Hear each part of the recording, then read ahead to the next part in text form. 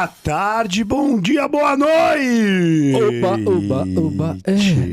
Oba, rara, rara, rara, rara. Sejam mais uma vez bem-vindos ao Beyond the Cave. Uou!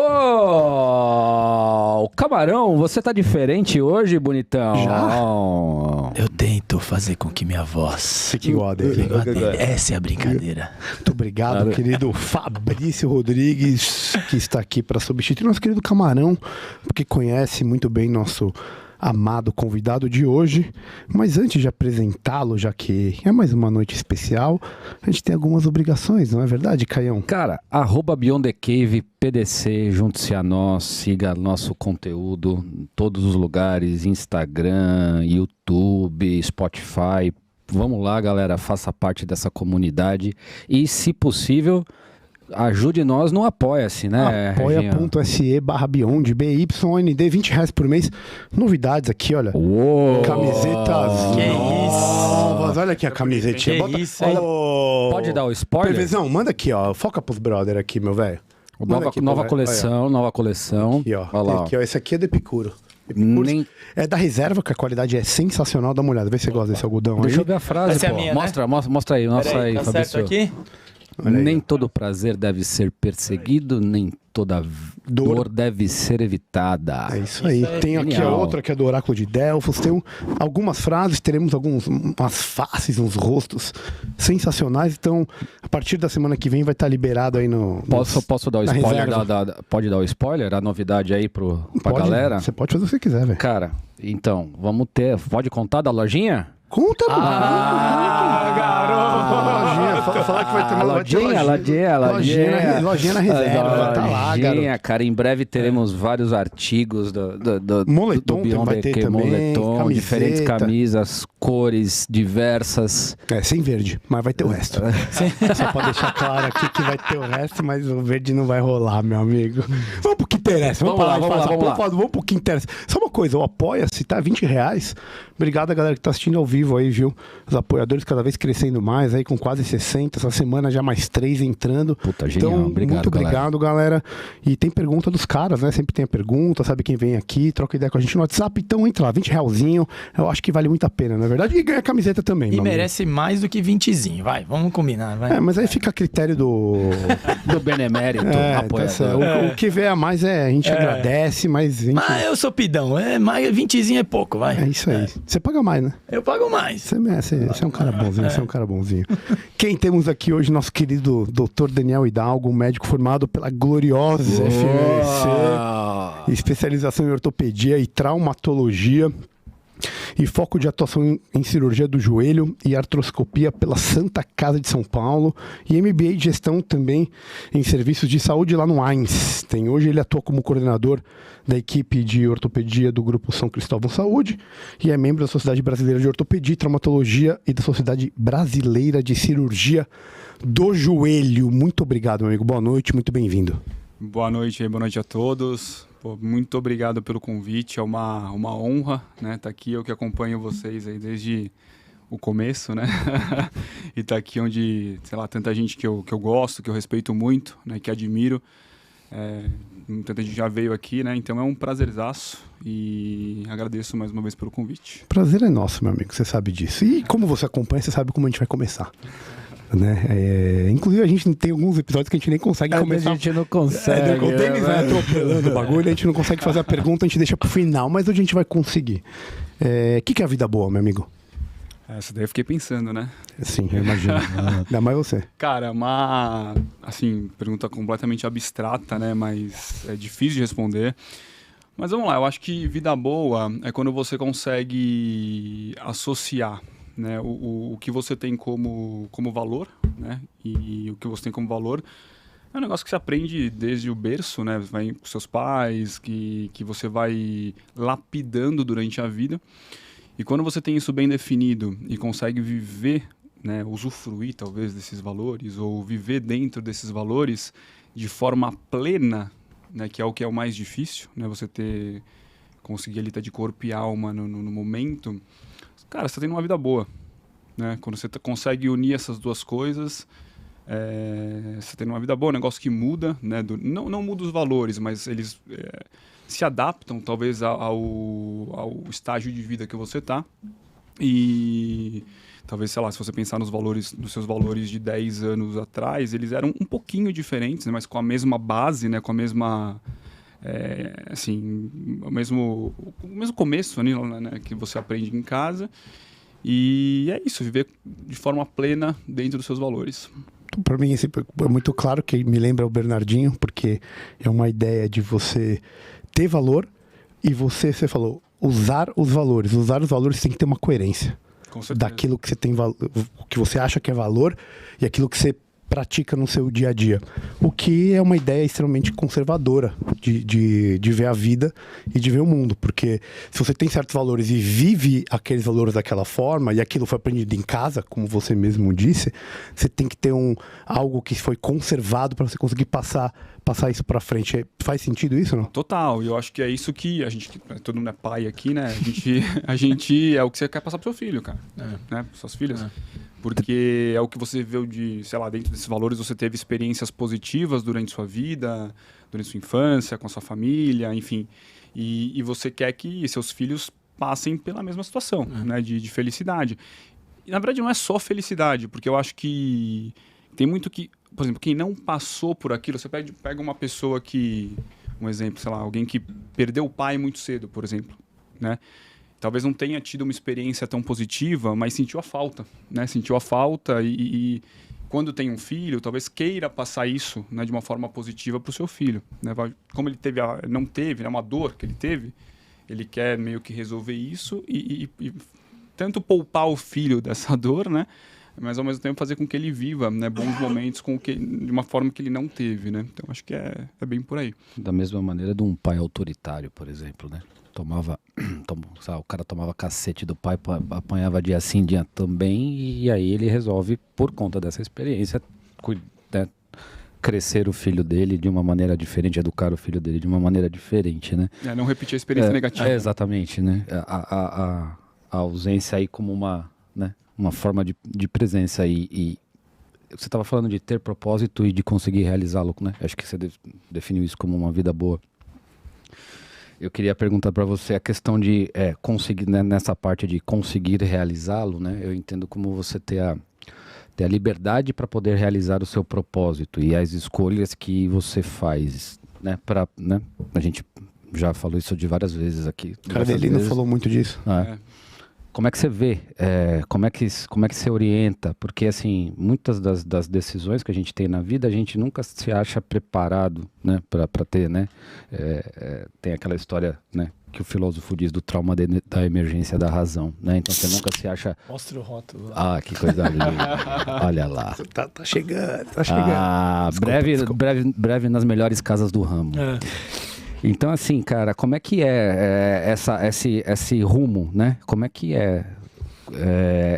essa capacidade de garantir a tua liberdade ou lutar pela tua liberdade? Muitas vezes nadar contra a corrente não ir junto com o senso comum. Como é que você faz para guiar e tomar suas decisões no sentido de ter coerência com o teu propósito? Cara, isso é difícil, né? Porque... A liberdade, assim, no sentido puro, né, de você estar tranquilo, você estar livre para a tomada de decisão, é difícil, né? Porque você, sei lá, um exemplo de família que a gente estava falando aqui. Você quer estar lá com a sua família, você tem que ter a liberdade de estar ali, você não pode estar pensando ali no seu trabalho, apesar de você ter essa obrigação, você ter uma obrigação, é uma vivência que você também tem que ter. É um dos pilares, né, cara? Pilares, exatamente, um dos pilares. Só que a liberdade você consegue, no meu ponto de vista, né, você atinge essa liberdade quando você tem essa capacidade de tomar essa decisão com tranquilidade, entendeu? Fala assim, eu posso fazer isso, no sentido de ser livre mesmo, sabe? De tomada de decisão. Sim. Uma coisa muito, até meio literal, né? Eu acho que desculpa. Eu acho que o que você falou, o que veio pra mim foi o seguinte, né? Você tem uma ideia que é o que acontece com a maioria dos médicos, que você começa a trabalhar, a ideia da caverna, de você estar cavando pra dentro, você tá, né? Aí você tem essas obrigações... E aí você acaba vendo que você não tem essa liberdade. Sim. Que você poderia ter. E aí o que eu acho? Que um dos instrumentos para você conseguir ver que você tem essa liberdade, é a filosofia. Tá dentro da filosofia. Você pode ver, tem muita coisa direta, ganha prática através da leitura da filosofia e do entendimento da filosofia. Então, é uma ideia que o médico dificilmente consegue ver isso mais cedo. Acho que lá perto da 4ª década de vida, metade da 3ª década de vida, ele começa a dar valor para essas coisas, outras camadas que vão preencher a vida dele. Só que isso também tem um pouco de soft skill aí, né, cara? Para você conseguir perceber essas coisas. E isso não é uma coisa que a gente fala muito, que o médico não tem isso na formação dele. Cara, eu acho que a faculdade de medicina, que é obviamente a única que eu conheço, é completamente voltada para hard skills, né? Total. É técnico. Sim. É técnico, você aprende... Formação é técnica. Totalmente técnica. Então, falta...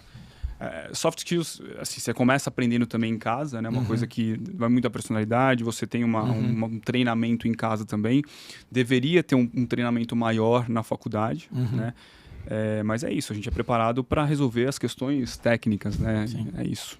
Você acha que o MBA que você foi fazer no Einstein, por exemplo, tomando ele como exemplo, ele te deu uma visão desse soft skill que pode te ajudar, junto com a ferramenta filosofia ou qualquer outra ferramenta, a olhar para um outro lado e mudar teu rumo, sei lá? Eu acho que sim. Na verdade, primeiro, em relação ao MBA, cara, o motivo de eu ter feito o MBA foi ter enxergado que eu precisava de algumas outras coisas, entendeu? Eu tava meio...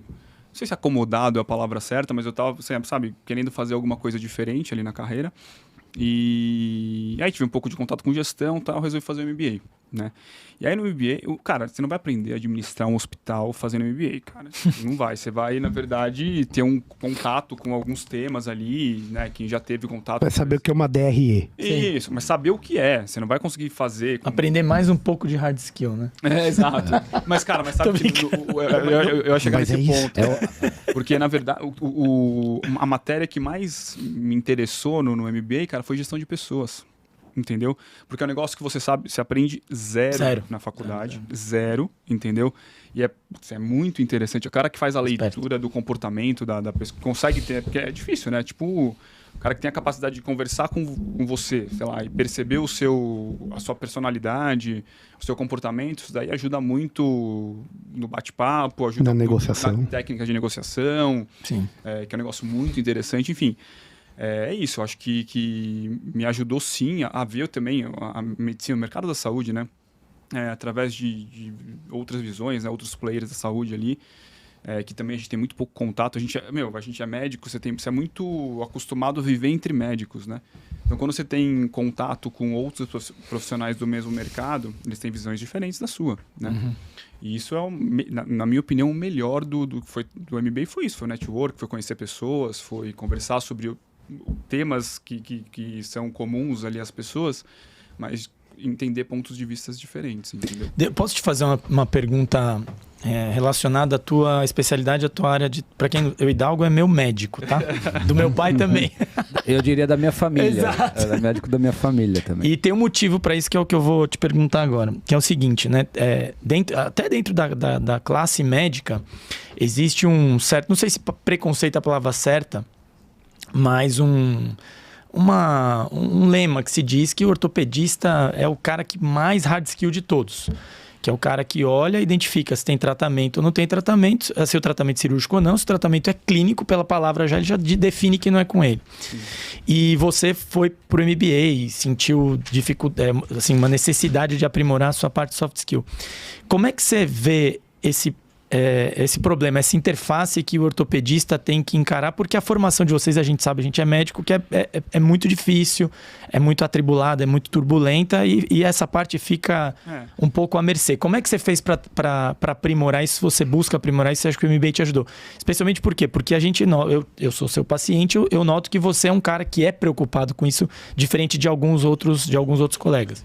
Cara, isso daí acho que a residência de ortopedia ela é como uma extensão da faculdade em termos de hard skills, até um pouco pior, porque é muito na minha época, pelo menos quando eu fiz, era muito hierarquizada, tal, é um negócio mais dessa forma mais direta, né? Cara, na verdade, para mim é bom que seja assim, Eu acho que é talvez algo que eu consiga me diferenciar um pouco, entendeu? Em relação a outros colegas, né?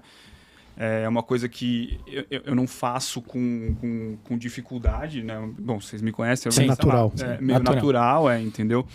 E cara, se você pensa num consultório, assim, consultório. Sim. Cara, o consultório, quem tem consultório não precisa ser o cara melhor tecnicamente. Cara, se ele for o melhor, ajuda muito. Sim. Mas ele não precisa ser o melhor tecnicamente. Eu diria que inclusive não é o elemento fundamental, primordial, não diria que é. Não é. E assim, na ortopedia também. E aí o que acontece? Quando você tem essa questão de empatia, de soft skills, né? Uhum. Eu acho que você consegue lidar melhor com o paciente percebe isso, o paciente... Por isso que é uma coisa que deveria ser treinada. Sim, com certeza. Nos serviços de saúde, devia ser curricular. Podia ter uma matéria para você aprender um pouco mais disso, entendeu? Só para um parênteses, eu gosto, os caras me conhecem, eu gosto muito de educação médica, né? Recentemente eu fiz um curso, um intensivão aí, sobre parte técnica e ensino médico. 80% da carga horária foi sobre soft skill. Soft skill desde do tratamento, de como lidar com, no caso, um aluno de medicina, que você pode expandir isso para o seu paciente, para o seu colega de equipe multidisciplinar, enfim. Até o jeito de raciocinar e como você vai raciocinar dependendo da pessoa que está ao seu lado, a pessoa com a qual você está lidando. Então, quer dizer, acho que há um movimento para, pelo menos dentro da formação médica, para olhar isso com mais cuidado, com mais carinho. Dentro desse curso, inclusive, tinha um módulo sobre como formatar a grade curricular de um curso de medicina. E dentro disso estava implementado. Você precisa olhar para essas questões na hora de formatar o seu curso.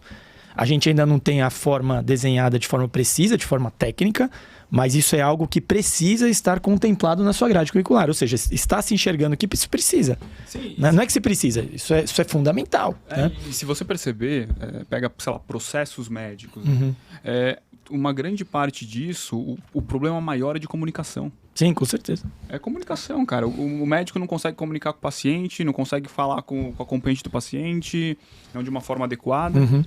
E aí começa a degringolar tudo, entendeu? O relacionamento médico-paciente é uma coisa difícil, né? Uma coisa desgastante para ambos os lados. Sim. É difícil, cara. Para envelopar esse lado do MBA aí,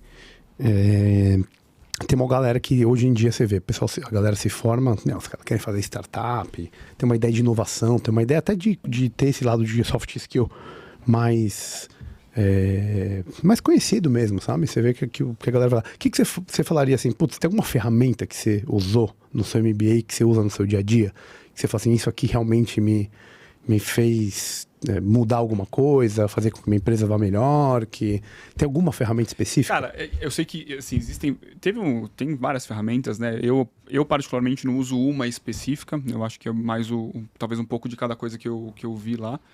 Mas, cara, aqueles testes de... Você sabe, aqueles testes que avaliam o comportamento, sabe? O que você divide, eu não sei o nome. MBTI. Não, você falou do MBTI? Cara, isso daí é uma coisa impressionante, né, cara? Tipo, a pessoa faz isso com você. Você não quer falar disso aqui, né? Você quer me foder, né?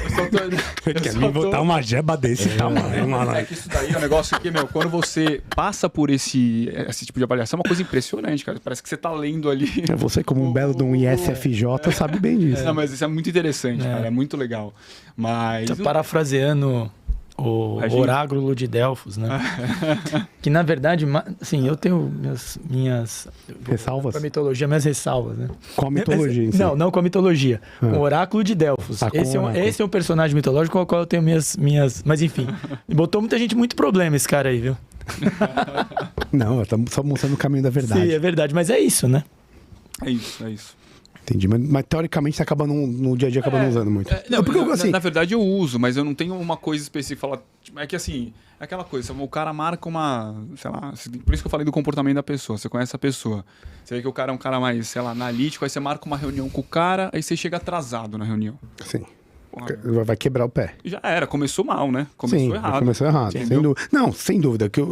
Isso aí tem 1 milhão de benefícios, eu não tenho dúvida disso. E eu sei que isso não se ensina no MBA. Minha pergunta é, porque assim, não é barato você fazer um MBA.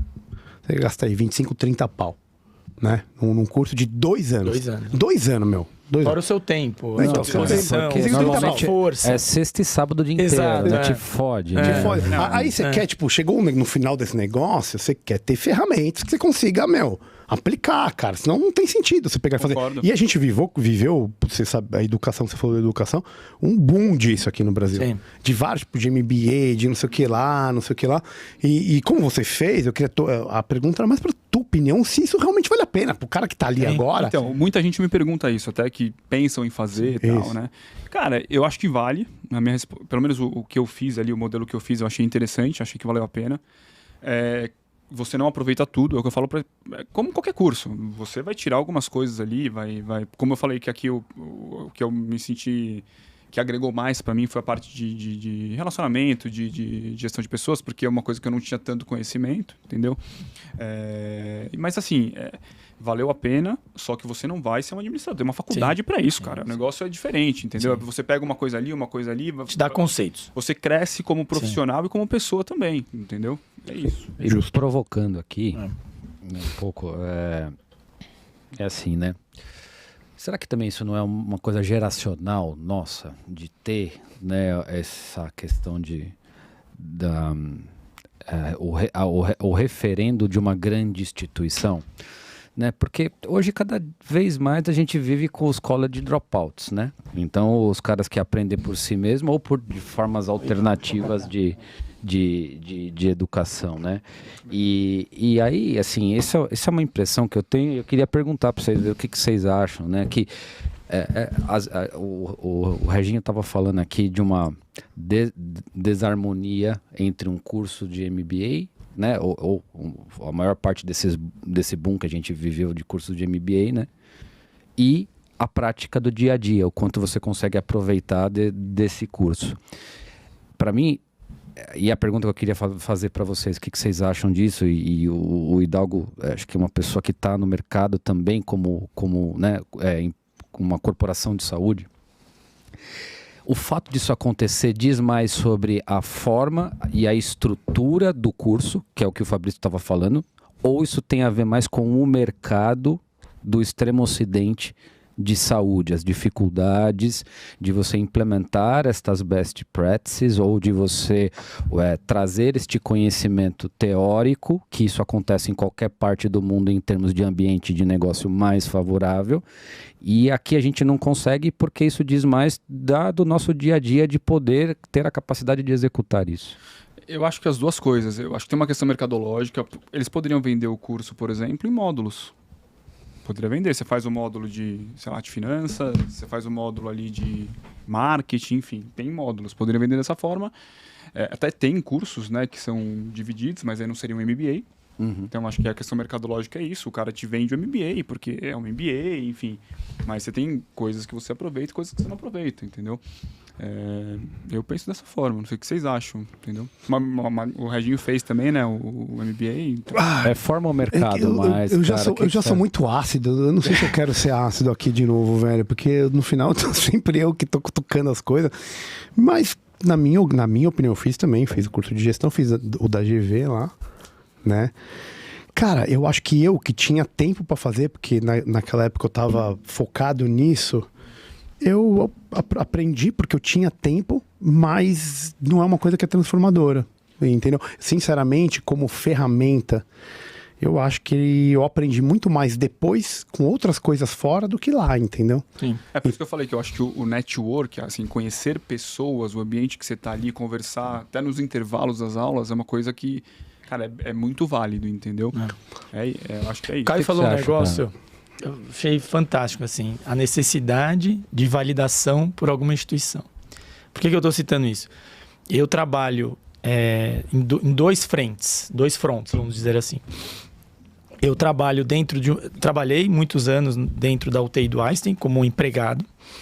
Trabalho como, entre aspas, sócio de uma outra empresa de UTI dentro do lado do AC Camargo. E trabalho na minha prática como infectologista lá no hospital e no consultório.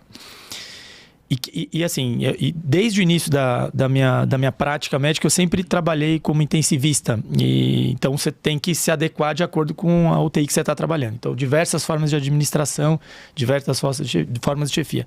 Desde funcionário público até sócio de empresa, como é o modelo agora. Então, passei por diversos gestores, vamos dizer assim. Tive muitos caras muito bons e caras ruins, né? Mas assim, eu não vou citar nome, obviamente, mas o melhor gestor que eu tive, tanto do conhecimento, talvez não tanto do conhecimento técnico, do hard skill, como vocês falaram, mas especialmente no soft skill, que é o que ele consegue manter, no meu modo de enxergar. O mais importante é manter uma harmonia controlada dentro do grupo de pessoas com as quais você está gerindo. Um bom líder é isso, né? Exato. Um bom líder é isso. Ele não tem nenhuma validação nessa coisa administrativa. Não tem nenhum MBA. Nenhum. E ele falou um negócio para mim há, 9 anos atrás, 8 anos atrás, foi muito marcante. Ele falou assim, não, MBA é fantástico para você conhecer ferramentas técnicas que você desconhece, que a nossa formação não nos permitiu conhecer. Isso dá para você ir buscar, aprendendo e tal, mas seria interessante fazer. Mas ele falou, o principal que o MBA pode te fornecer, se você for na literatura clássica, você consegue. Com certeza. Eu acho também. Ele falou, não tem nada que Dostoiévski, Chesterton, São Tomás de Aquino não consegue te ensinar. Ele falou isso pra mim, isso me marcou, sabe? Subroga o relator. Eu concordo também, cara, eu acho bem isso. Né? Então, assim, ele não precisou da validação. Claro que a validação é importante. A validação é importante em determinados aspectos, mas hoje dá pra se questionar, né? Não, de forma saudável, se isso é fundamental mesmo, né? Tem pessoas que têm uma facilidade maior, enfim, que vão buscar, é isso. Eu acho que tem, com certeza...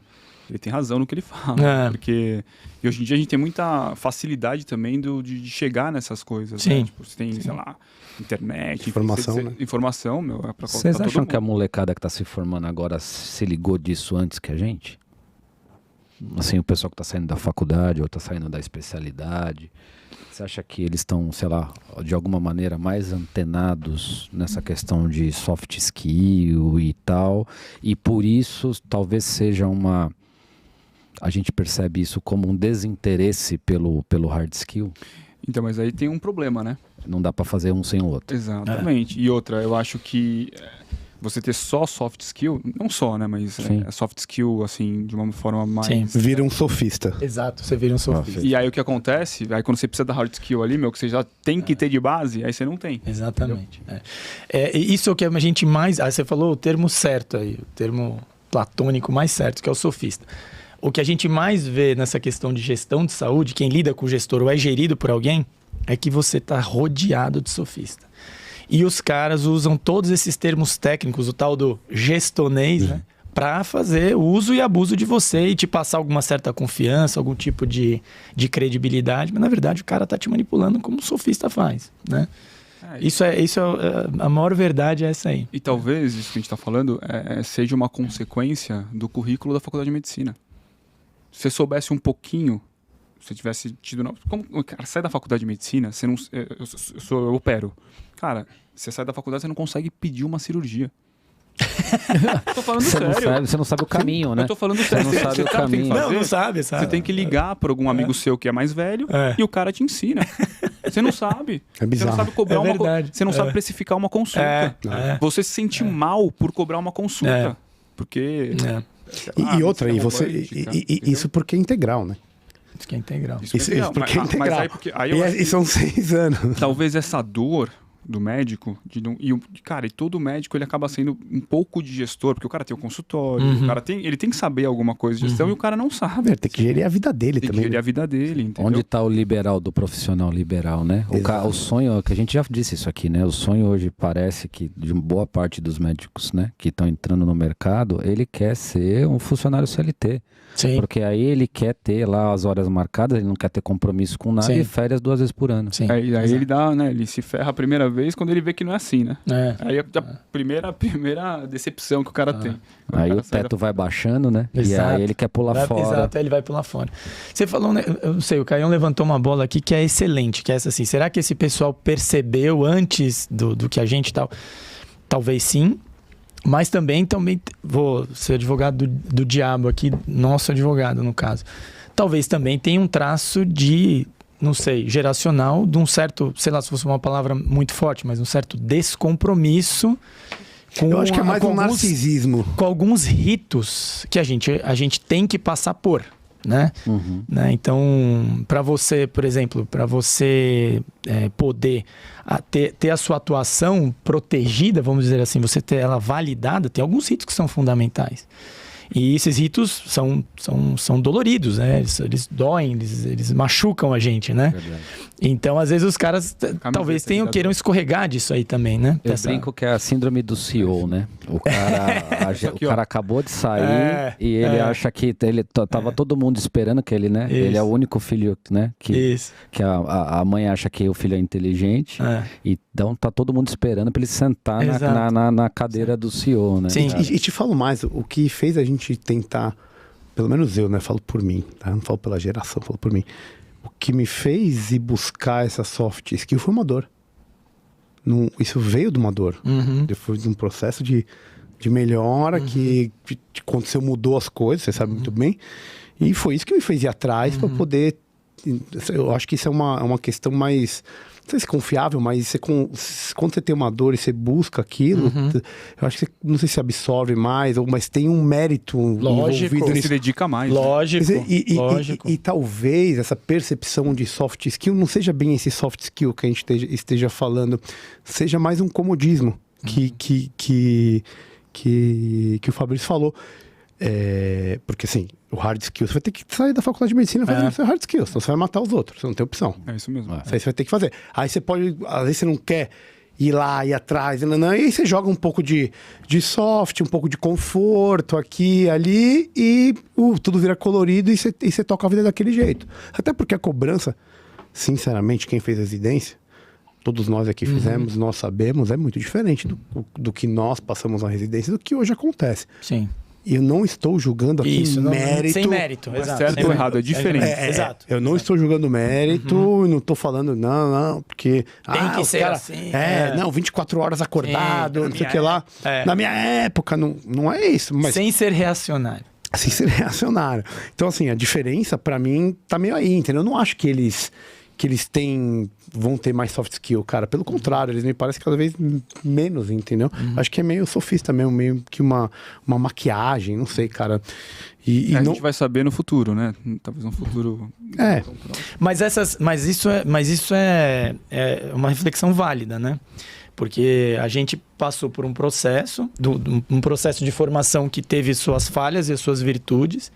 E se a gente está discutindo isso, é que a gente identifica que tem espaço para melhoria, ou se tem espaço para reforma. É isso, meu. Né? Se tem espaço para reforma, é um processo de construção, de manter o que você sabe que é bom, que funciona, a edificação fica e as reformas passam. Ou seja, voltamos ao conservadorismo que ele tinha falado anteriormente, né?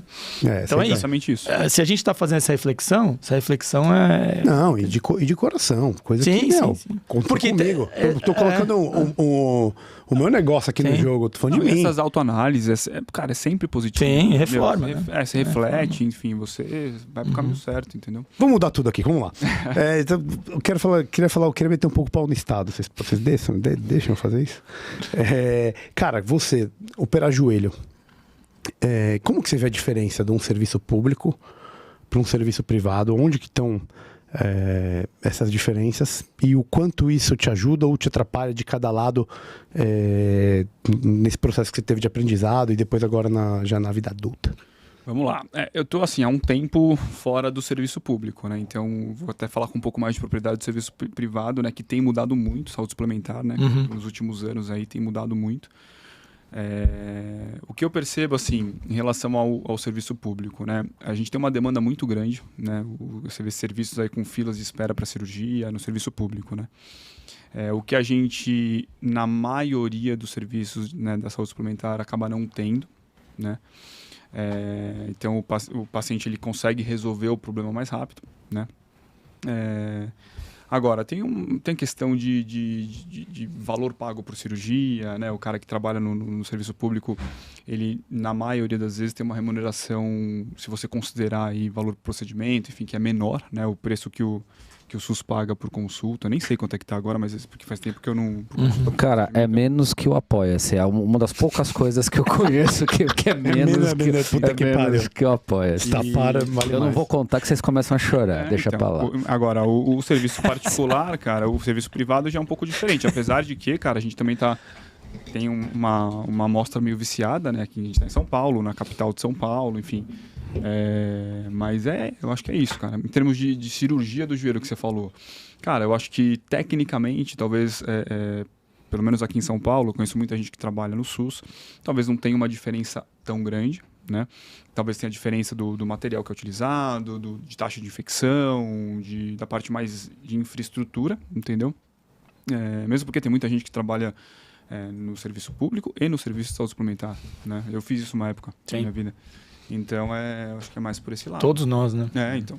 Você acha que o volume de artroscopia, por exemplo, ou de uma cirurgia que não é por vídeo, assim, é relativamente igual dos dois lados? Ou você acha que acaba tendo uma via que não é preferencial maior de um dos lados, assim? Eu vou te falar. O que você viveu lá na Santa também, isso, entendeu? Baseado no que eu vi na Santa Casa. Eu acho que tinha recurso limitado.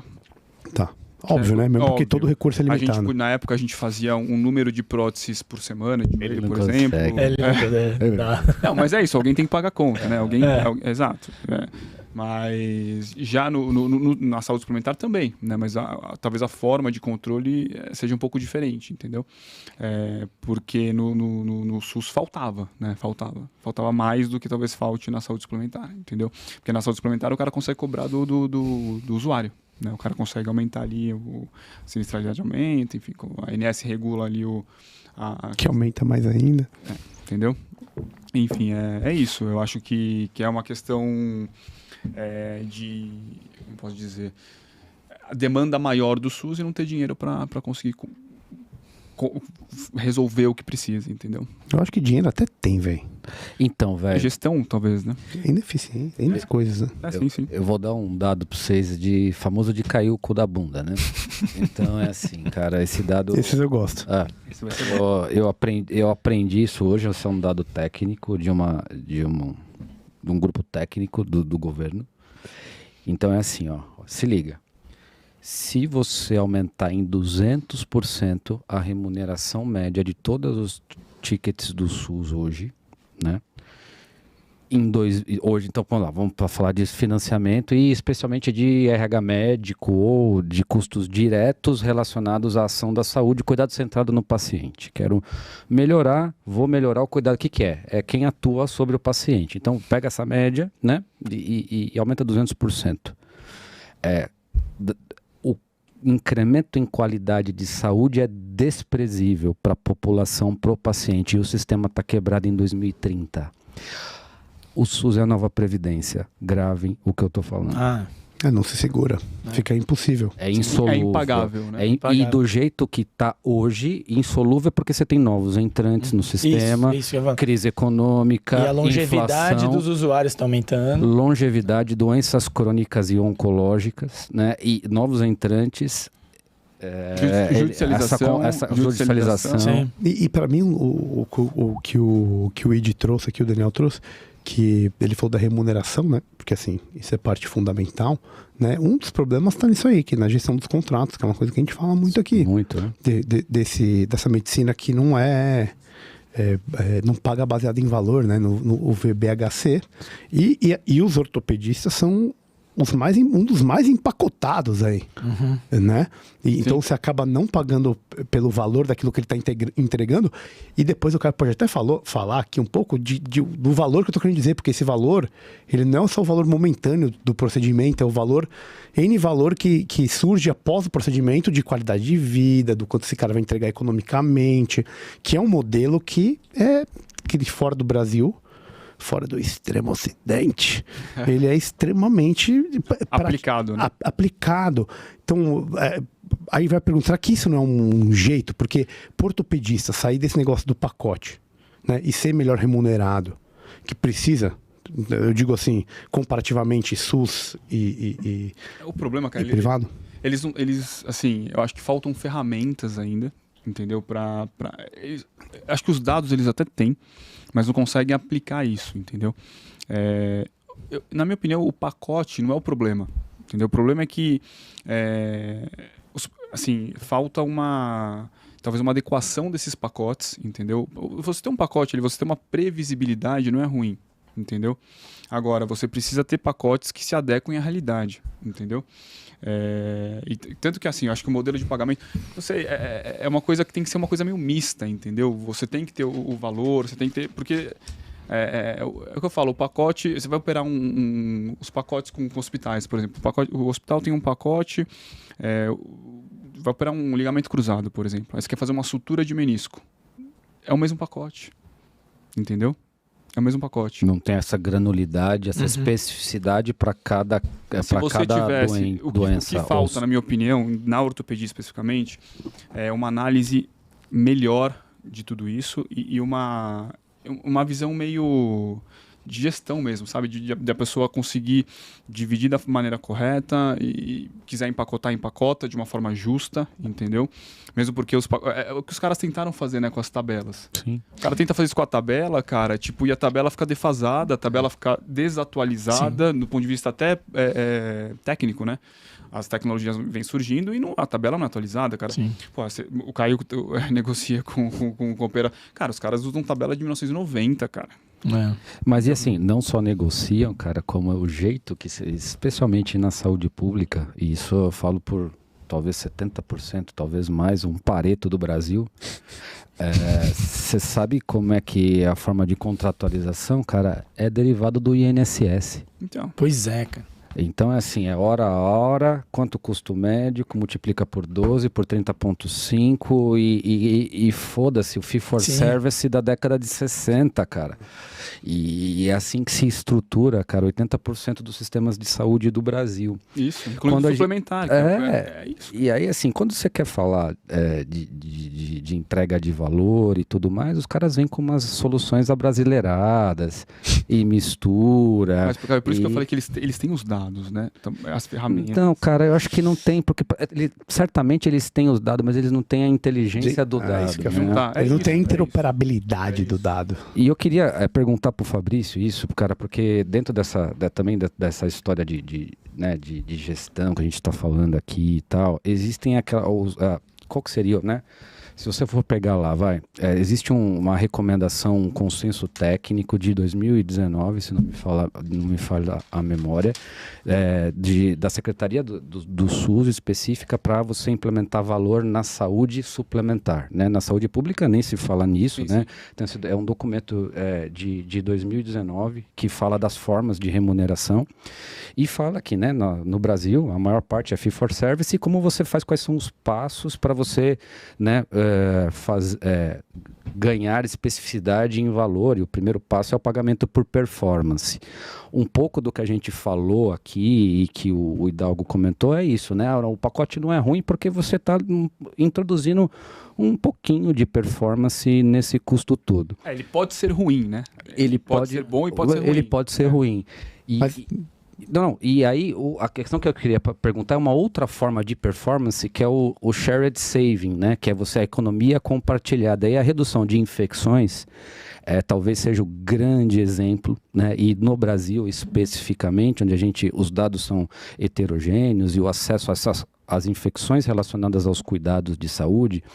Porque assim, dar antibiótico quando você está com a pneumonia fodida na UTI, você vai ter que dar, já está o custo. Mas o ganho de performance, se você não ter esse tipo de agressão ao paciente, isso está definido nos Estados Unidos, o Obamacare falou sobre isso, e aqui a gente não só não mede esta economia de performance e sequer consegue incorporar isso como um business.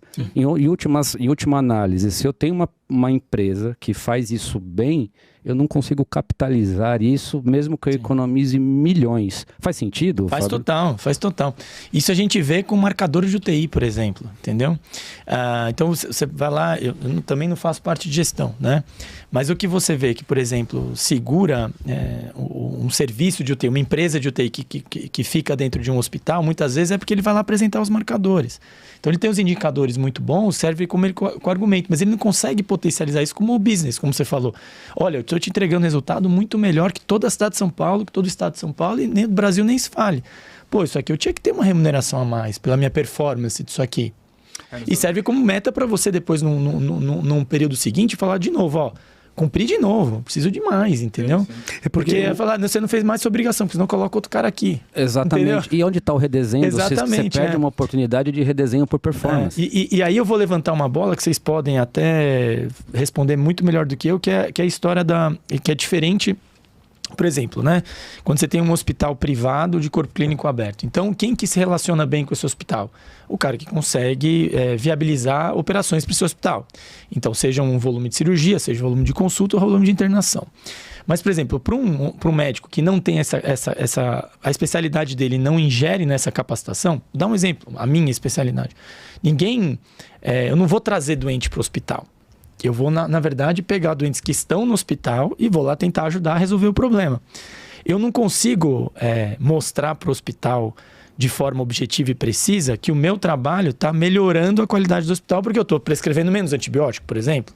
Ou estou racionalizando o tipo de antibiótico. Ou se eu fui ver a infecção, o negócio, ele falou, esse cara, por exemplo, que ele operou, todo mundo achou que ele tinha infecção, eu fui lá, vi, acho que não tem, não piorou o desfecho dele, ele foi embora mais cedo, você rodou o hospital para ter o leito livre para o cara operar de novo. Isso é bom. Mas como é que eu vou... Entendeu? Por isso que você tem que mudar a modelagem de contrato. Exatamente. Exatamente. É por isso que, assim, eu entendo. Então, o que o Caio falou é muito verdade. É muito verdade. Se você... pode ser um pacote melhor ou um pacote pior. Beleza, pode ser um pacote melhor ou um pacote pior, verdade. Mas esse pacote vai estar medindo esse tipo de coisa, que é o desfecho real? Hoje, então, eles tentam fazer isso, né? Na ortopedia, eles têm tentado fazer isso. Enfim, tem... vários indicadores, né? Mas que a especialidade ela gera muito retorno. Sim. Você faz uma artrose do joelho. Você consegue medir de várias formas o desfecho, né? Então isso tem sido tentado fazer. Eu falei dos dados, acho que eles têm alguns dados, eles não conseguem realmente juntar tudo isso ainda, né? Estão tentando. Nos Estados Unidos os caras publicam taxa de infecção direta. Enfim, né? Dá selo para aquilo, selo para isso. Agora, aqui a gente tá começando com isso agora. E é uma dificuldade, os caras têm eu acho que também tem uma questão de... que os Estados Unidos passou por isso também, né? Passaram por isso. Uma dificuldade de integração do próprio sistema de saúde, de tecnologia, interoperabilidade de dados. Essa palavra eu estou tentando lembrar, interoperabilidade de dados. Mas assim, estamos começando, né? Estamos começando. Deixa eu mudar um pouco de novo aqui.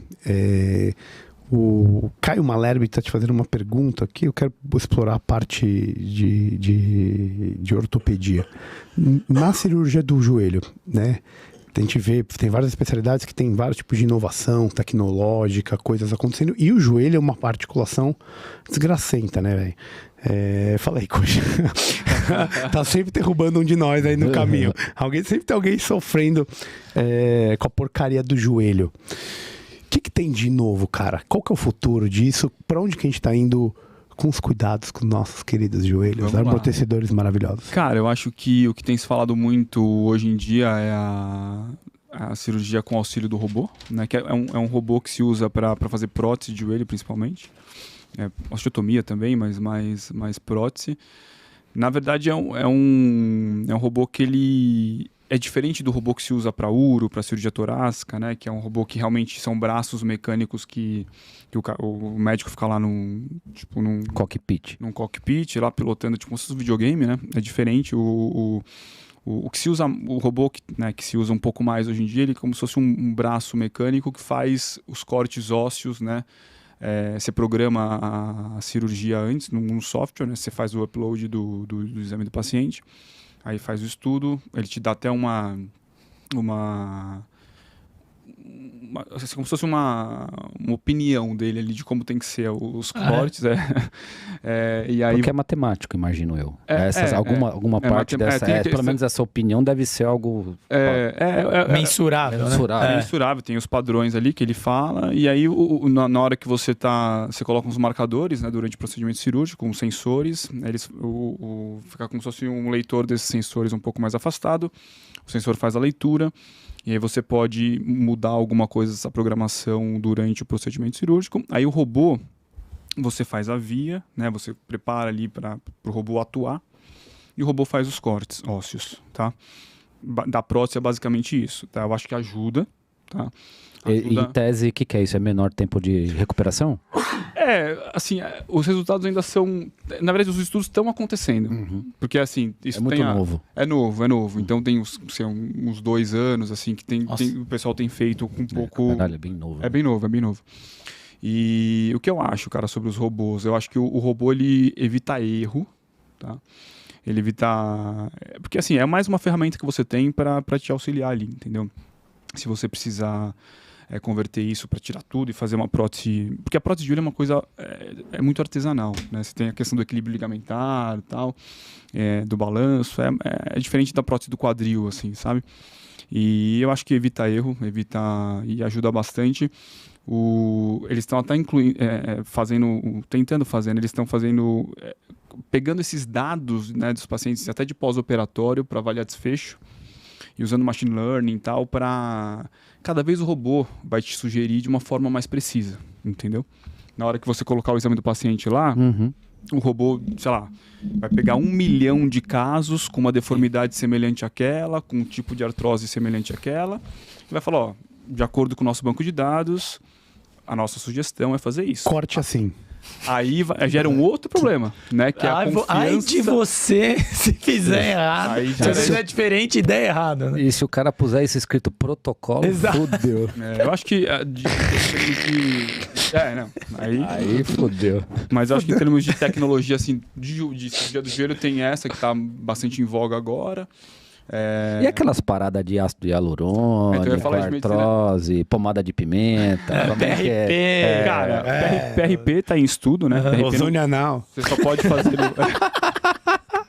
O PRP só pode fazer no Brasil em caráter experimental, então você tem que ter, né, toda a parte de comitê Explica pro de pesquisa. clínico o que é PRP. Explica pra galera. Plasma rico em plaquetas. Você faz como se fosse um concentrado de plaqueta ali e aplica, né? Pode aplicar em músculo, pode aplicar em... Na verdade, você não pode aplicar, né? Você pode...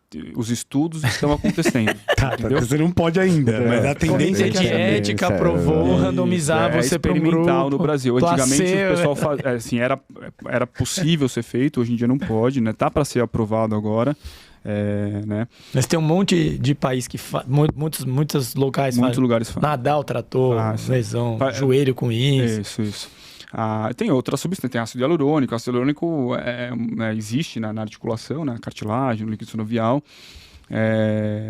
Na verdade, assim, o ácido hialurônico... Pubalgia, não? Não. Mas, cara, o ácido hialurônico, ele é...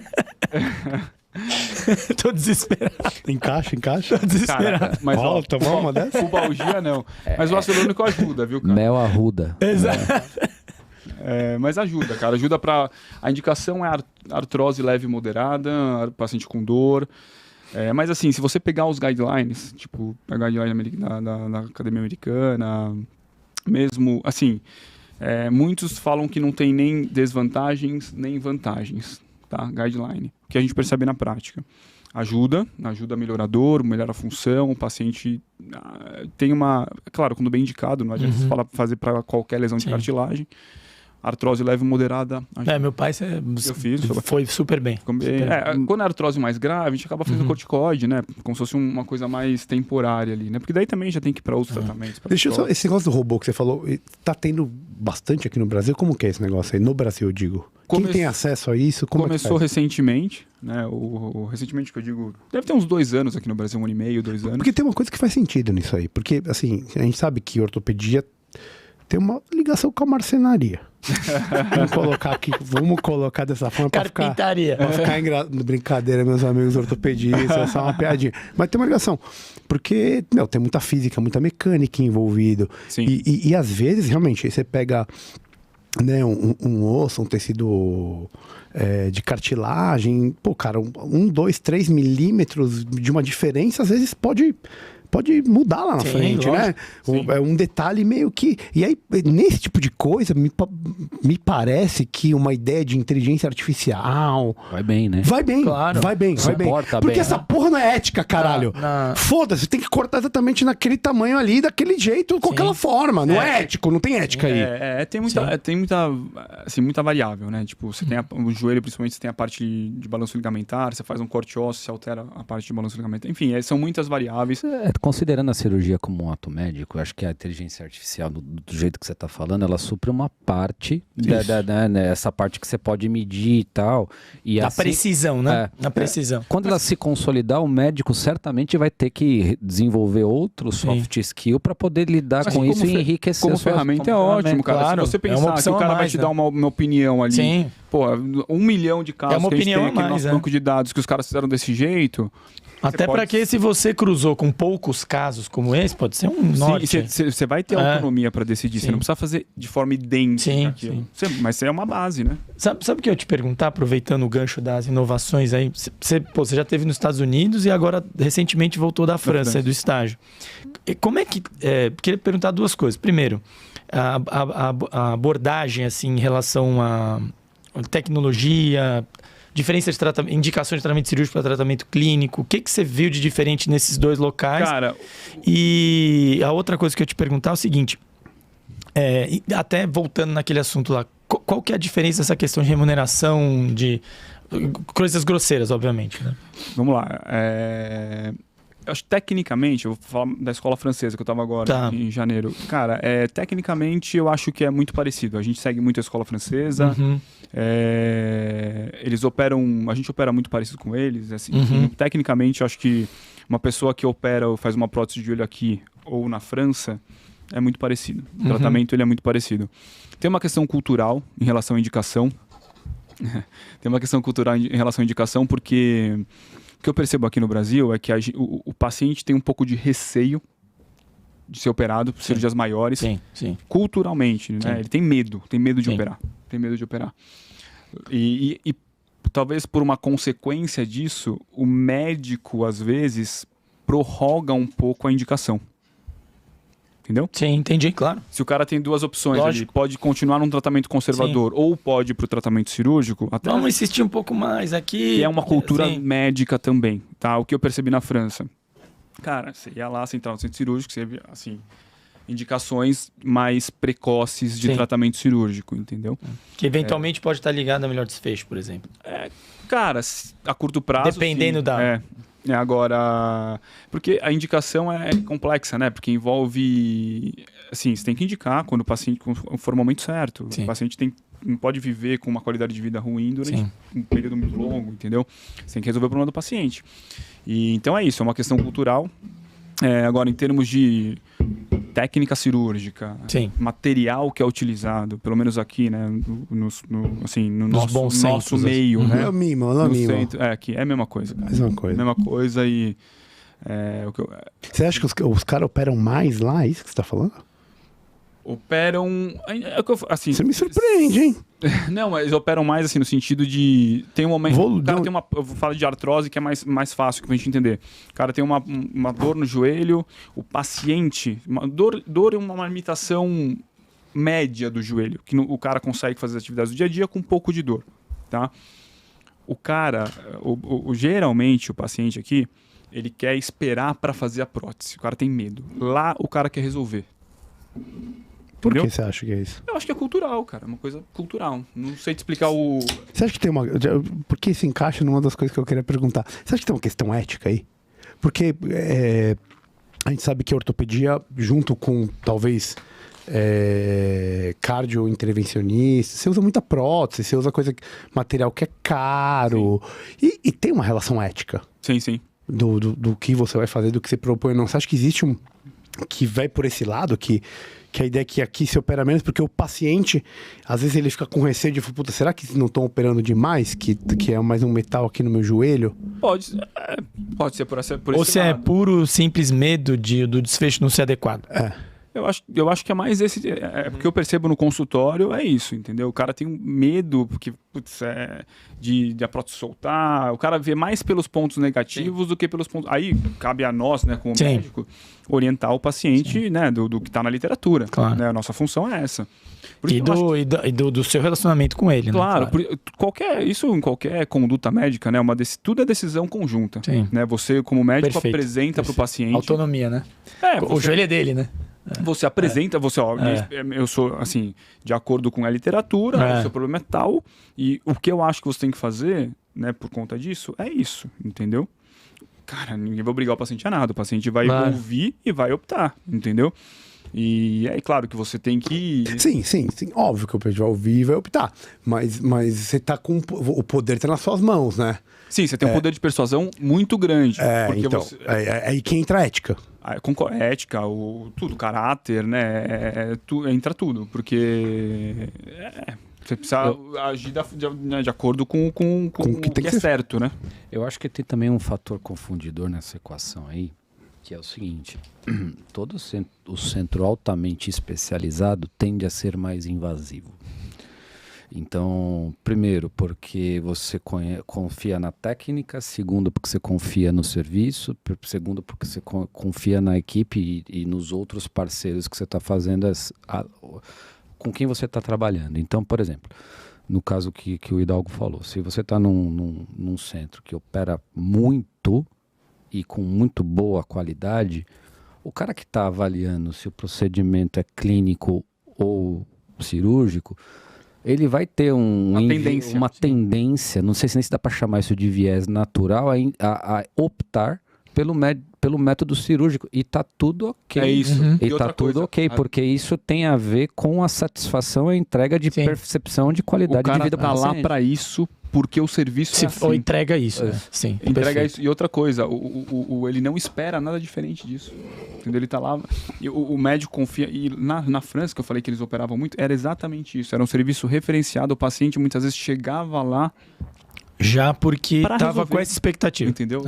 Muda muito, né? Se é um serviço referenciado já, muitas vezes o paciente já chega para operar. Então a indicação já está meio que dada ali, entendeu? Eu trabalhei 10 anos no INCOR, né? Vocês sabem disso, cara. E quando eu trabalhava lá, a minha tranquilidade tô falando de sistema público majoritariamente, né? De indicar precocemente, não é a palavra, mas eu precisava tomar menos tempo para chegar à convicção de um procedimento invasivo, quer seja ele, sei lá, cirúrgico ou hemodinâmico, por ser um ambiente, né, de excelência e efetivamente mais estruturado do que na média dos outros serviços públicos que eu trabalhei.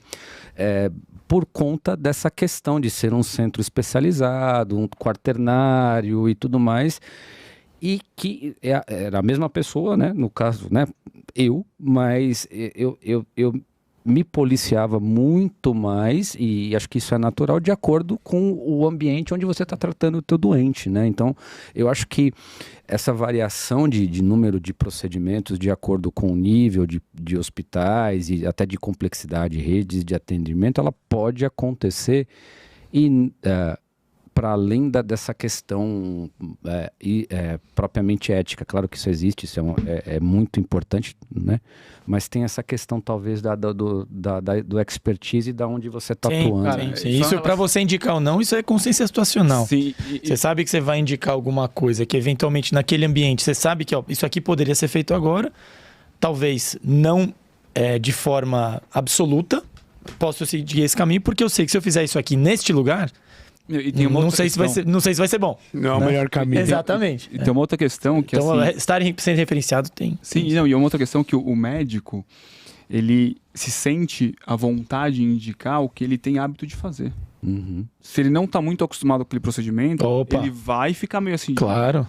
Outra coisa que a gente estava falando até em relação, que tem se falado hoje em dia, em relação às terapias que você falou, ácido hialurônico, PRP, né, que o pessoal faz para artrose. Hoje se comenta de a gente estar talvez já exagerando um pouco nessa questão e prorrogando a indicação de resolução para o quadro do paciente.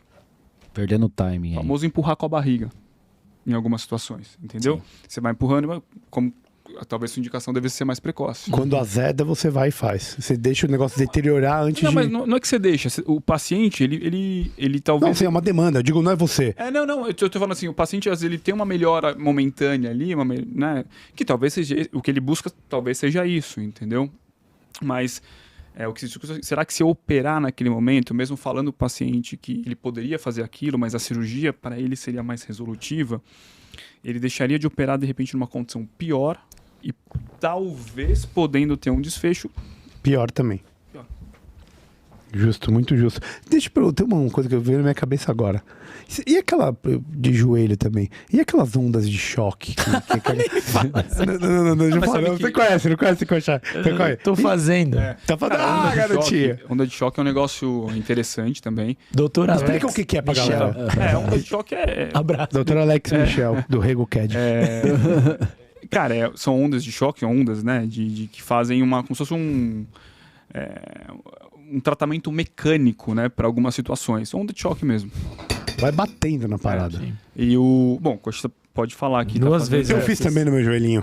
Já fiz 2 vezes. Tem algumas situações que tem indicação, é uma situação que não está no rol, né? Uma coisa meio que não experimental, mas tem vários trabalhos que fazem. Você pega algumas patologias que tem comparação com fisioterapia, onda de choque. Ainda bem que tem, né? Exato. É mais uma opção que está sendo estudada para ver se... Claro. Deve futuramente, né, entrar, mas é uma coisa interessante. É um outro tratamento que a gente lança a mão muitas vezes, né? Para tendinite patelar, para fascite plantar, para pubalgia, enfim, tem vários, para pseudoartrose, tem várias indicações. Eu queria fazer uma pergunta pessoal. E Daniel Hidalgo, meu amigo do coração. Cara, para quem não sabe, o Daniel é um jogador de handball de primeira linha. Sempre foi, né? Um dos maiores exemplos que a gente teve ali na Gloriosa como atleta. E eu queria te perguntar, como que o esporte te ajudou nessa cara, nesse seu jeito ataráxico de encarar a vida? Tá o quê? Tarado? Não, cara, o cara é casado, muito bem casado. Pai de 2 filhas. Essa tranquilidade que você sempre emanou pra gente, quem é teu amigo te conhece, sabe que você sempre foi um cara que emanou tranquilidade. Tô errado, Coxa? Não, de jeito nenhum. E como que o esporte você acha que isso tem a ver? E como que ele te ajudou nisso? Já que você é porra, quem é da medicina BC sabe o que eu tô falando. Um dos maiores jogadores de handball, hein? Cara, eu sou fã de esporte, né? Eu acho que o esporte, cara, é uma coisa que te ensina muito comportamento, respeito, enfim, eu acho que esporte é muito importante. Te ensina... Esporte é uma maquete da vida. Isso, te ensina a viver em grupo, enfim, Cara, eu acho que me ajudou muito. Na verdade, muitas decisões que eu tomei na minha vida foram por conta do esporte, né? Eu acho que a questão de tranquilidade, essas coisas, eu acho que tem um pouco disso também, mas acho que talvez uma questão mais comportamental minha mesmo, não sei. O esporte me ajudou a decidir por fazer ortopedia, enfim, cirurgia do joelho. Eu acho que ajuda muito. Disciplina, que você é um cara disciplinado. Então, eu ia falar isso agora. A disciplina é uma das principais coisas. Tanto que é uma coisa que eu incentivo minhas filhas a fazerem também, porque eu acho que é muito, muito válido, cara. Vou te botar na fogueira, velho. Você falou da sua filha, a gente gosta muito, e o Coxa também gosta de educação, eu e o Caio aqui. Você tá preocupado com o que tá acontecendo? 2 coisas. Primeiro, ideologia de gênero na escola. E segundo, essa questão de atentado. Como que você enxerga isso? Eu tô preocupado. Quem não tá, né? Tá, mas por quê? Cara, assim, ideologia de gênero, cara, eu respeito. Assim, é uma coisa... Eu só acho Olha a intensidade do rabisco nele do caderno. Eu acho que a única coisa que é a forma como o assunto é abordado, entendeu? Mas aquela coisa, cara, eu acho que a gente está numa cidade grande, a gente tem diversas opções de escola, você pode conhecer uma escola, ver qual é a metodologia, qual é a ideologia da sua escola, qual que é o que eles... tem como linha, base, né, linha de atuação. Um valor, né, que você falou. Valor, cara, e fica a critério de cada um, cara. Tipo, quem quiser ir para uma escola X, o problema é quando na prática a teoria é outra, né? Quando o Estado tá colocando esse que é o problema abaixo. Esse que é o problema. E quando o cara da escola te vende um negócio que tá tudo certo e você pega lá no livro coisas que você não gostaria, né? Então, essa é até a famosa pernada de anão. Que você pode acontecer, cara. Acho que não só na escola, né? Em outros lugares também. Sim. Mas aí cabe também a nós, né? Tipo, tem que... É aquela questão. Se você tem os valores bem consolidados dentro da sua casa e passa para os seus filhos, cara, assim, sua parte você está fazendo. Não é só isso, você precisa ficar atento com outras coisas também, mas é um caminho que você está traçando ali, entendeu? Bruno Garchagen falou isso, né? Educação em casa, ensino na escola. Eu acho isso. Mas é uma coisa que a gente tem que Você falou do Estado colocar o Thomas Juliano, não sei se ele falou aqui ou em outra conversa, sobre essa história, né, da diretriz do ensino ser estatal, né? Do que se tem que ensinar, o que é obrigatório ensinar. Pô, o que é obrigatório ensinar? Isso. Porque você acaba com a liberdade de ensino. Exatamente, isso vira... E assim, outra, né? O Estado, como qualquer outra instituição, é factível das vontades e dos arcabouços e das artimanhas políticas, ideológicas, qualquer que seja, quem tiver. E aí você coloca isso como diretiva, acabou. Você perdeu a opção de escolher caminho e valor a qual você quer. Essa questão, assim, parece que o pessoal não consegue, na verdade, ver a diferença. Existe uma questão de respeito. Respeito em relação a qualquer ideologia, qualquer coisa, tem que ter respeito, entendeu? Uhum. Agora, tem uma questão também que tem que ser levada em consideração, que é a forçação de barra. A forçação de barra, sim. Conjunta com a falta de noção de realidade, você quer dizer? Né? Eu acho que as duas coisas, entendeu? Tipo, tem que respeitar, tem que... É isso, é o que eu ensino pra minha filha, cara. Tem que respeitar tudo, assim, é isso, entendeu? Mas você não precisa pertencer ao hype. Você não precisa. Cara, você tem que avaliar, tem que ter a condição de entender, cara. É isso aí. Agora, o problema é que é o seguinte, as coisas são feitas muitas vezes de uma forma que a pessoa perde a liberdade para conseguir raciocinar sobre o tema. Sim. Entendeu? Sem dúvida. De tal forma... Massificação. Sim. De tal forma que a lavagem cerebral, né? Acontece. Exatamente. Vocês acham que... tomando a segunda parte da pergunta do Reginho, né? Vocês acham que a gente foi infectada, e nós como nação, fomos infectados pela praga do medo do terrorismo no estilo lobo solitário? Né, porque hoje é dia 20, né? Hoje estava programado atentados, né? Nas escolas, né? Dos tiros em Columbine, acho que é hoje que também faz aniversário. Faz aniversário, ocorreram vários boatos. E a gente tá aqui, a galera que segue a gente gosta muito de distopias e tal, né? Então, Orwell é um cara que todo mundo gosta de ler e tudo mais. E tem uma distopia que se eu não me engano, deve ser de talvez 2015, que é o Submission. Submission do Houellebecq. Houellebecq. Então, é um best-seller, né? Então, é um político... A história se passa na França, é um político carismático que toma o poder e começam a acontecer várias coisas dentro da universidade, mas o contexto, né? O livro abre-se com um atentado terrorista. E muito da fundamentação desses atentados é você espalhar o terror e a insegurança nas pessoas, independente da ação violenta ou da magnitude ou da extensão dessa ação violenta, e sim deixar a população com medo, né? Vocês acham que isso já chegou aqui, cara? Você que é o convidado, responde. É muito difícil, né? Você mencionou Orwell. Cara, eu acho que se não chegou... Tá no caminho, né? Também acho. Eu acho que já chegou há muito tempo. Porque não a gente só tá reconhecendo isso agora.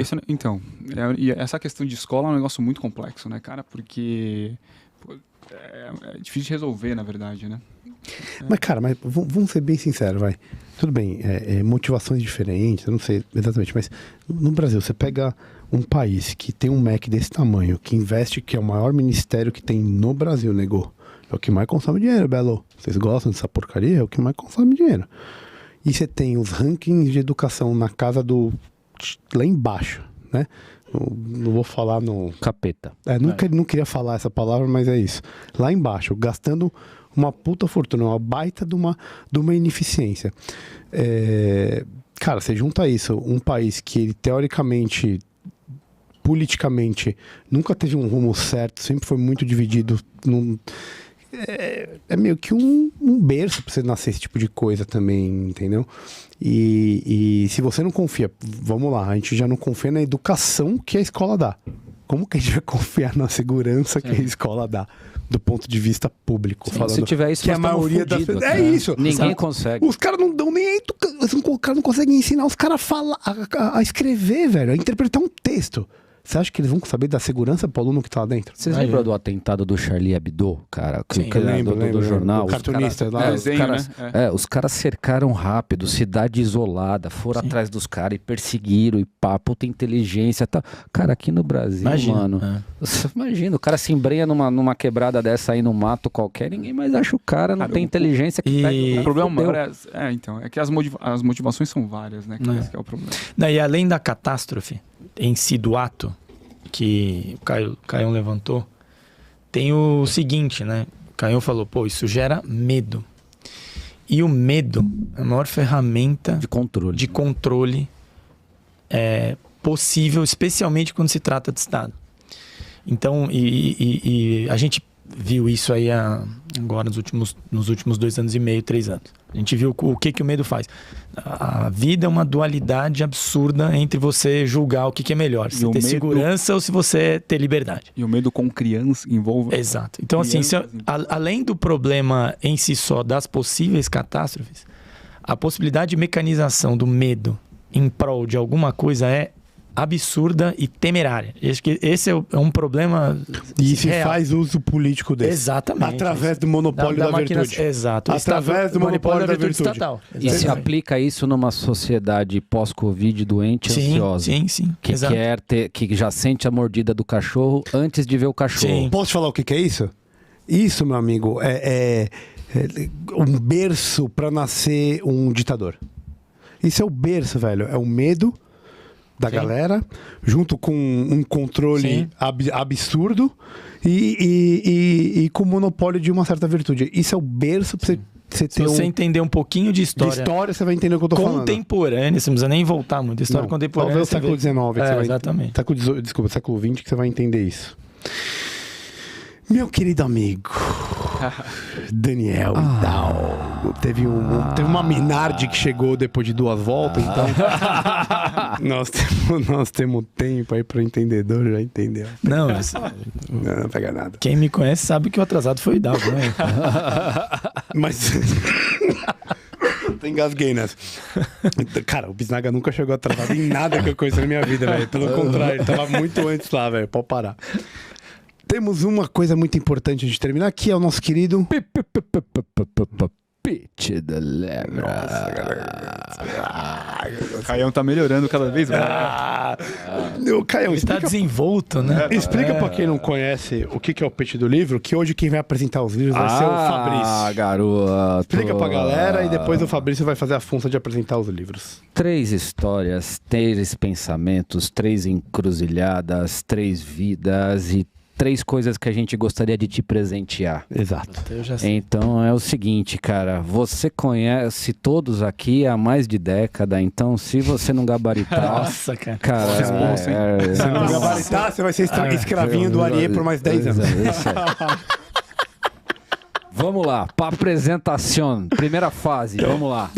Então vai lá. Vamos lá. Fala os livros para ele adivinhar quem trouxe qual. Então você tem que adivinhar quem trouxe qual livro para você, para te presentear. Tá. Primeiro livro, Hipócrates, sobre o riso e a loucura, de Rogério Campos é o tradutor. Muito bom esse livro. Tá? Autor é Hipócrates. Hipócrates, muito bom. Você deve lembrar. Eu já ouvi falar nesse cara. Eu já ouvi falar. Bom, esse aqui é bom. É famoso. Edmund Burke, Reflexões sobre a Revolução Francesa. Revolução em França. Clássico. Esse é o famoso clássico. Esse é um belo livro. Os Pensadores, Sócrates. Caramba, os caras vieram de... Sócrates, Edmund Burke e Hipócrates. Puta que tá Quem com moral. trouxe o quê? Você tá com moral. Tá com moral, Hidalguinho. Posso tentar já? Vai lá. Pode. Eu acho que isso aqui, ó. Burke, quem trouxe Burke? Coxalhão, Fabrício Carvalho. Fabrício Carvalho. Esses dois são difíceis, hein, de decidir, cara. Eu acho que o Hipócrates, Reginho, Sócrates, Caião. Certeza? Certeza. Olha lá. Você pode gabaritar. Olha lá. Você pode Eu sou gabaritar. teu amigo. Você tem certeza? Você pode mudar, você tem certeza? Você sabe que quando oferecem isso, tem que mudar, né? Estatisticamente, você deve mudar. Sabia Vamos mudar, disso aí. então. Vamos lá. Vai mudar? Vamos mudar, Certeza? mudar, certeza. Então tá bom, então mudou. Eu sou teu amigo, 100%. É só porque eu gosto muito de você, Bisnaga. Senão não tinha, Tá vendo? não teria feito isso. Vamos começar então? Caião ou eu? Vai você primeiro, porra. Tá bom, então vamos lá. Cara, Quanto tempo tem pra apresentar o livro? não, Então, vamos lá, segunda parte, né? Obrigado. O livro inteiro aqui, né? Se eu puder fazer propaganda... Vamos lá, galera. Seguinte, a segunda parte é 1 minuto para cada um vender o livro que trouxe pro Daniel aqui e ele vai, no final, escolher qual ele vai levar para casa. Reginho começa. Cara, eu tô trazendo eu acho que a base da referência do que a gente tem hoje no Ocidente, uma boa parte tá nesse cara. Como ele não deixou escritos, né? Essa obra ela conta um pouco desse gênio pelos olhos de 3 grandes conhecedores dele. Um deles é o Platão, que ele fala da defesa de Sócrates. Então, ele relata essa defesa na Assembleia, que no final terminou a condená-lo à morte. Então ele mostra o sentido filosófico de Sócrates. Ele está falando da perfeita serenidade de quem permanece fiel à própria consciência do Sócrates. Então isso aqui, uma parte dele é a parte filosófica. A segunda parte é Xenofonte. Xenofonte foi um escritor e um guerreiro. E também escreveu sobre Sócrates. E aqui ele está falando dos feitos memoráveis do Sócrates enquanto homem em si, e não como filósofo. E junto disso tem Aristófanes, que foi um comediógrafo. E no texto As Nuvens, né, na representação, ele faz o Sócrates de uma forma que ele parece ser jovem, que ele ainda está mais cru. Então ele tem um olhar mais limpo de Sócrates. Eu acho que com esse livro você vai conhecer um dos pais da modernidade, com 3 olhares de pessoas que são maravilhosas. Então é um livro completo para um cara completo que você é, meu amigo. Por isso que eu trouxe esse livro para você. Excelente, hein? Caião, vou deixar o coxa pro Você último. deu uma inflacionada aí, né? Ele sempre faz isso, velho. Faz sentido? Não. Diria o camarão. Faz sentido Como isso? diria? Essa é a brincadeira. Essa é brincadeira. Ó, vou te dar 1 minuto e meio, tá? Cara, livrinho de 50 páginas que você vai aprender mais do que se tivesse lido 5.000 de um manual qualquer aí, cara. Então, assim, sobre o riso e a loucura, primeiro, são cartas atribuídas a Hipócrates, né? Então, é uma ficção, obviamente, mas que trata de dois grandes problemas da época grega ou do saber grego. E o que é muito legal dessa obra é assim, a história se conta aqui, é o contato de Hipócrates com Demócrito. Então Demócrito foi Demócrito de Abdera. Ele mesmo. Então é o grande cara, o grande pensador da grande cidade de Abdera, e o Hipócrates estava lá na dele, sussa, né, tocando a vida dele, e de repente recebe cartas de Abdera, dos governantes de Abdera, dizendo o seguinte: o Demócrito ficou louco, ele tá só no mundo das ideias, todo mundo começa a falar com ele começa a dar risada e ignorar todo mundo. E a história, na verdade, é um pouco da questão que existia na época de você encontrar a ataraxia e ficar meio pasmado no mundo de nada, e a pegada epicurista, representada aqui pelo Hipócrates, de como você faz para tratar e cuidar disso. Então, em última análise, é um pouco do que a gente fala aqui nesse podcast, usar a ferramenta filosófica para, quando você chegar no saber, você conseguir dar o passo e não para além da ataraxia. E vou complementar. Gostei tanto que eu vou complementar. E Demócrito é a teoria atomista, que pode dizer que pode ser uma base do empiricismo, que é da onde nasce o Hipócrates, que para trazer para o empiricismo a medicina, por isso que ele é o pai da medicina, caralho. A crítica do Epicuro a Demócrito nisso é que assim, o Demócrito achava que o átomo era parado. Então ele ficava quieto, então isso é a referência da ataraxia. E o Epicuro não, essa é porra pra mexe, cima, é pra cima, a coisa mexe e a tendência é pra cima. Sim. Então existe a possibilidade da transcendência. 3 minutos, mas foi muito bom. Muito bom. Você tá de parabéns, mas o meu melhor. Negócio Sócrates e difícil, Hipócrates não dá pra comparar. 50 páginas. É verdade. 50 páginas. Não, isso é um bom ponto. Só que isso aqui é livro de sebo, você não acha mais. Bom, o Fabrício já perdeu, nem deixa ele falar. Não, imagina. Para ser bem... 2 minutos, você. Edmund Burke não precisa nem de propaganda. O livro por si só já se fala. Nós falamos aqui 2 vezes sobre conservadorismo, citamos o termo conservadorismo 2 vezes, e essa aqui, para quem diz, é o início do conservadorismo, está nesse livro sem saber.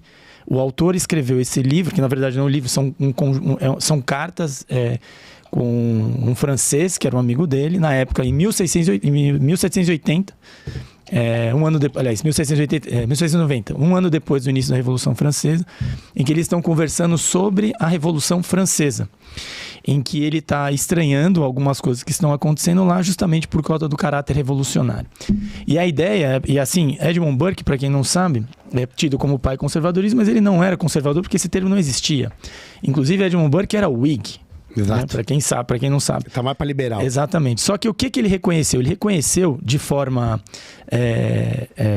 talvez involuntária de que um aspecto revolucionário depende muito das reformas e não tanto da revolução. Você tem que manter as estruturas da sua edificação e a partir de certas reformas você progride e mantém o que está funcionando.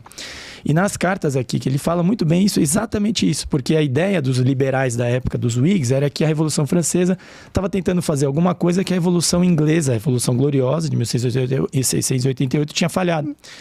Mas o que acontece? Ele fala assim, não, a Revolução Inglesa, muito pelo contrário, ela teve um caráter muito mais reformador do que a Revolução Francesa. Vocês estão aí destruindo todas as edificações e construindo algo novo.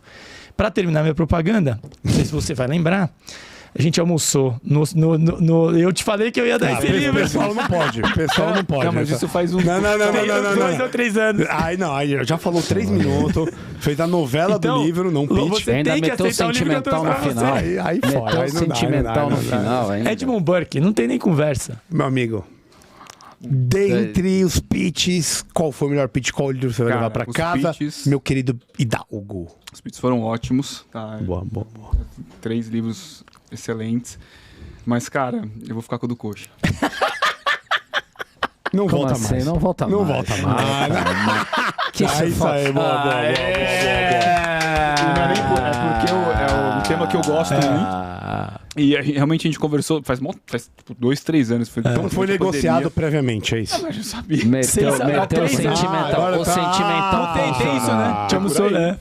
Tô entendendo. Então, por favor, presenteio, fique à vontade. Perdeu a chance de ter Xenofonte, Platão e Aristófanes. Pega esses 2 depois. Né? Mas é que a verdade, assim, para quem gosta de filosofia, especialmente de filosofia política, isso é maravilhoso. Eu sou suspeito para falar. Mas é porque quando você chega nos autores mais próximos da modernidade, a coisa começa a ficar um pouco mais prática, embora tudo tenha originado dali. Não, então, eu acho mais até pro meu nível de pragmática. conhecimento, isso daqui vai ficar um pouco mais simples, talvez, entendeu? Acho que não, mas caras eu acho que não. Acho que é balela. Isso aqui é coisa de vendedor. Mas Tá não é falando pitch. coisa de vendedor. Não, mas inclusive esse livro já... Você trouxe aqui, mas a gente já colocou ele Já aqui. colocaram, né? Acho que já eu colocaram. coloquei, eu acho, ou o Caio colocou, eu ou o Caio. Não lembro, acho que deve ser. Reflexões, sim, a gente colocou já, porque, meu amigo, Esse é um na clássico. verdade, Puta clássico. Esse é um clássico. se você, eu falando assim, se você não leu esse livro, leia. Você vai Leia, falar de filosofia manda, política. realmente assim, mandatória. 2 livros mandatórios. Tocqueville e Edmund Burke. Democracia na América. Democracia, 2 volumes. Eu tenho. Meu querido Daniel, velho, meu irmão, só tenho coisa boa pra falar de você. Sempre na vida, em todos os momentos, né? Tua simplicidade, cara, teu caráter, como você trata as pessoas, esse diferencial que você tem, que o Fabrício trouxe aí desde o começo, que é um ortopedista que não é bruto, né? Não, mas... E não é tão comum, né? Assim como várias outras coisas, né, cara? Um baita de um exemplo sempre foi. Não só pra mim, como pra, acho que quase 100% das pessoas que te conhecem sabe o quanto você é uma pessoa, um homem bom, além de ser um médico sensacional, meu amigo. Então, só gratidão por ter você aqui, por ter você como meu amigo há tanto tempo. E agradeço a Deus e a sua presença com a gente hoje é muito, muito, muito importante. Eu fico muito feliz. Peço desculpa de ter desmarcado o anterior, porque o Bernardinho veio, né? Bernardinho. Quando ele me ligou pra falar isso daí, eu falei, pô, cara, eu amo mais você que ele. Eu te amo mais que ele, mas não deu pra misturar nessa hora. Mas, velho, obrigado, cara. Você é fantástico, brother. E eu duvido que tenha alguém que não que conheça-te e não goste de ti. Não gosta de você. Cara, É o homem incapaz de falar não. Só que antes de terminar, temos uma coisa também importante. Qual que é? Alex Investimentos. E eu botei na hora do sentimento. Cara, não, Sim. não, porque, cara, meu, é isso aí, cara. Para além do sentimento, tem o sabe qual que é a cálculo nova? econométrico. Qual Sabe, é que é? sabe qual que é a nova? O que o Ronaldo mandou pra nós? O Ronaldo mandou o seguinte, pessoal. O negócio é mandar dinheiro pra fora. a dica é essa. Comprar dólar, é aplicar na bolsa fora. Dolarizar. E os caras, como tem uma experiência no mercado muito grande, eles conseguem pegar a tua carteira, olhar para ela, ver como é que você tá do ponto de vista de risco, de captação, de como a coisa está funcionando e te dar percentuais claros para o quanto vale a pena você colocar em cada coisa que seja dolarizada. Então a dica é hoje, dolarize e procure os caras da Alux, www.aluxinvestimentos com 2 L's e x.com. Fala com o Ronaldo, pode falar com o Alexandre, fala que ouviu no Beyond the Cave que tem desconto, meus amigos, tá certo? Dani, Elzinho, muito obrigado, meu amigo, de coração. Muito obrigado, não tem mais o que falar. Eu que agradeço aí. Estar aqui pra mim é uma honra, como eu falei no começo, eu acompanho vocês desde o comecinho aí, o podcast, o negócio, enfim. E é um prazer enorme, pô, a gente se conhece há tanto tempo. Tudo que você falou sobre mim é o que eu acho de você também. Mais ou Então menos. vocês podem se abraçar e a gente sai daqui, né? Exato. Vocês são, sei lá, amigos de longa data aí pra mim. Laço é fraternal. Fraternal, graças a Deus. Aí. E é isso, eu agradeço a presença, a minha presença aqui, né? O convite, na verdade. E estou à disposição aí de conversar. Deixa suas redes pra galera. Vamos lá, @dr Daniel Hidalgo, isso no Instagram e no YouTube principalmente, né? Lá eu falo sobre temas de ortopedia, principalmente cirurgia do joelho, numa linguagem mais fácil aí. Em breve sobre Edmund Burke também. Uma linguagem tranquila para quem quiser ouvir aí, temas do dia a dia e uma linguagem fácil, é isso. Querido Fabrício, muito obrigado, meu irmão, mais uma vez. Obrigado, irmão. Eu que agradeço. Léo Siqueira veio, obrigado de novo, cara, substituir o Careca aí. Possível, né? Uma vez eu tive que substituir o Caio. Impossível. Agora eu substituí o Camarão. Pô, vocês querem me derrubar? Responsa, hein? Nossa, Responsa. não dá. Bem demais, cara. E assim, o fantástico foi ter vindo justamente hoje, porque era ele que estava aqui. A quem eu devo tanta coisa, meu irmão. E é um prazer, né? Prazer gigantesco. É completamente meu. O homem que é incapaz de falar não. O homem que é incapaz. Que digo, Ari. Ele é tão bom que é incapaz de falar não. Ele é tão bom que ele é capaz de falar não. O cara é top of mind como amigo e como ortopedista, Exato. né, cara? Precisou, você tá lá, ele acende lá, cara, esse cara não fala obrigado, não véio. nunca, pra nenhum convite, cara. Tem 2 frases que a gente precisa dizer agora. Qual que é a primeira?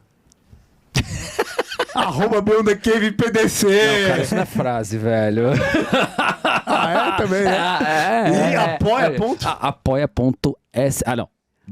/SE. Não, apoia.se. /Beyond. Tem barra. Apoia nós, seus arrombados! Boa noite, pô, tchau!